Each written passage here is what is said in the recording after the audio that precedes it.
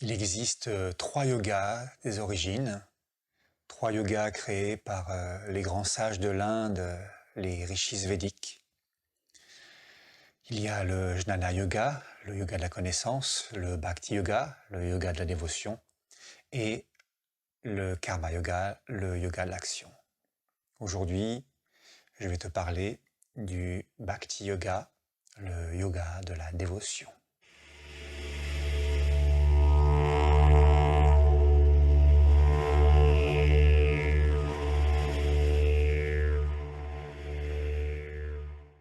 Salut à toi, c'est Emmanuel et je suis heureux de te retrouver sur la chaîne Mère Divine. Aujourd'hui, je vais te parler du Bhakti Yoga, le yoga de la dévotion.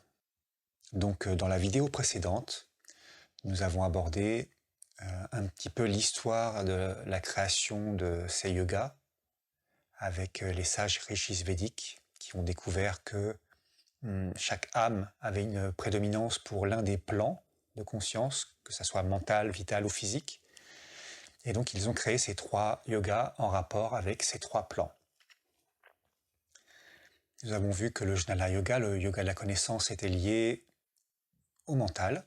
Et aujourd'hui, eh bien, le Bhakti Yoga, le yoga de la dévotion, est lié au plan vital.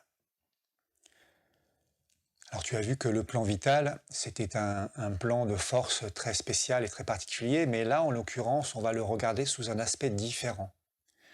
On va le prendre plutôt sur le côté vital, dédié au divin. D'où le nom de yoga de la dévotion. La pratique de ce yoga est basée sur les rituels. Là-bas, on appelle ça, en Inde, on appelle ça les pujas, les cérémonies. Tout est ritualisé.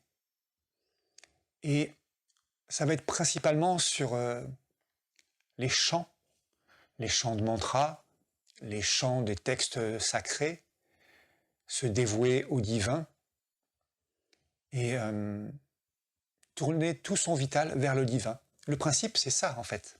Comme dans le yoga de la connaissance, on tourne tout notre mental vers le divin, eh bien, dans le Bhakti Yoga, le yoga de la dévotion, on tourne tout notre vital vers le divin. C'est ce que je t'expliquais sur la vidéo sur le plan vital. L'idée est de faire en sorte que le seul et unique désir qu'il reste en toi soit le désir du divin. Et en l'occurrence, dans le yoga intégral, le désir de la Mère Divine. C'est ça le Bhakti Yoga, c'est ça le yoga de la dévotion. C'est tout désir, toute émotion, tout sentiment est tourné vers le divin et uniquement vers le divin. Et en Inde, eh bien, des journées, des semaines, et des mois et des années entières, le sadhak du Bhakti Yoga va chanter, faire des mantras, faire des prières, faire des offrandes, faire des cérémonies pour se dédier au divin. Encore une fois, moi j'ai découvert ce yoga-là dans ma lecture de la synthèse des yogas de Sri Aurobindo. Et donc, je découvrais que, en fait, j'avais une nature, ma nature personnelle était prédominante dans le vital et donc dans la dévotion. Quand j'ai découvert Mère, j'ai eu une sympathie instantanée pour elle et ça a été assez facile pour moi finalement de me tourner vers elle. Et je dirais même qu'avec le temps, lorsque j'ai compris qu'il fallait que je m'offre à elle, ça a été relativement facile parce que ma nature personnelle était plutôt vitale et dévotionnelle. Et donc, j'ai commencé à créer ma manière personnelle de faire un Bhakti Yoga, un yoga de la dévotion. J'ai trouvé mes mantras, dont mon tout premier mantra, qui est tout simplement le mot mère, qui me permet de me connecter à elle en permanence. Mais j'ai aussi tourné la majeure partie de qui je suis, mais même mon mental, mon vital, vers la mer, en permanence, tout le temps, à chaque instant, pour que ça grandisse de plus en plus, pour que le lien soit de plus en plus fort, pour progressivement la ressentir de plus en plus, l'écouter à travers les petits messages de vie de plus en plus. Et donc en Inde, en pratiquant ce Bhakti Yoga, eh bien on s'offre au divin. Et dans le yoga intégral, on s'offre à la mer. Et en étant dévotionnel, quand on monte de plus en plus dans le don de soi au divin ou à la mer, on finit par toucher le divin ou trouver la mer divine.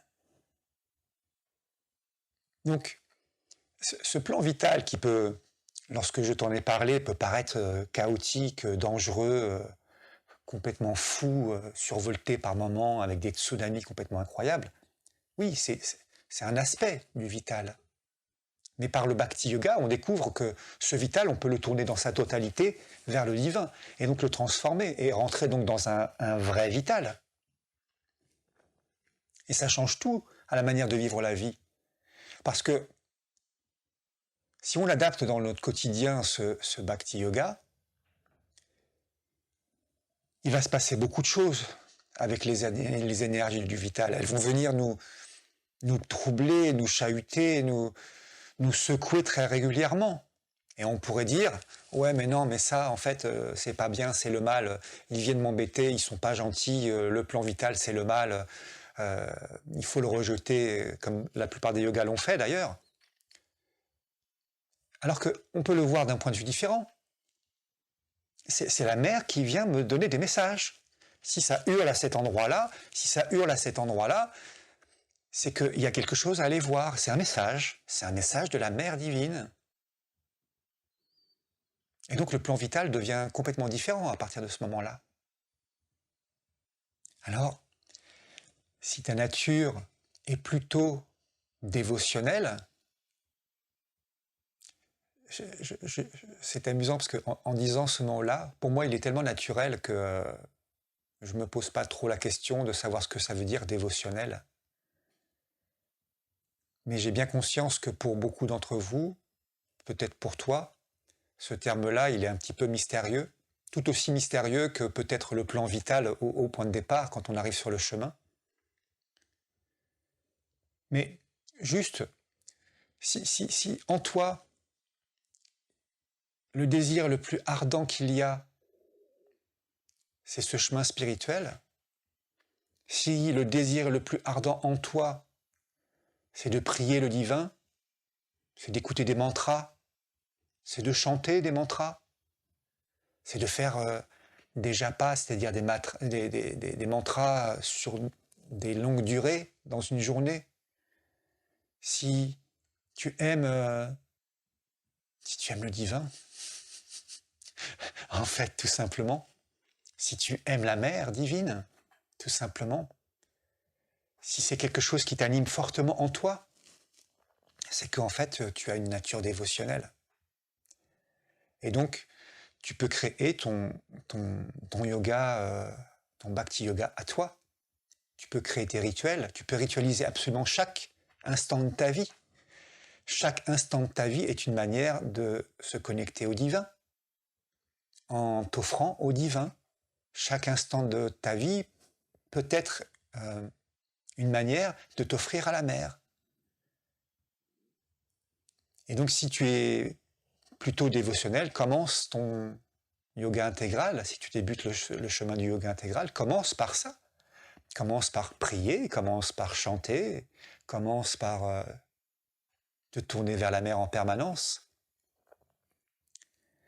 Le Bhakti Yoga, dans le yoga intégral, c'est le yoga où tu t'offres à la mer. Donc, comme tu as remarqué dans toutes les vidéos, je te parle systématiquement de t'offrir à la mer. Donc, à un moment donné, que tu sois mental, vital ou physique, tu verras, tu passeras par le Bhakti Yoga pour pouvoir t'offrir à la mer, pour apprendre à t'offrir à elle.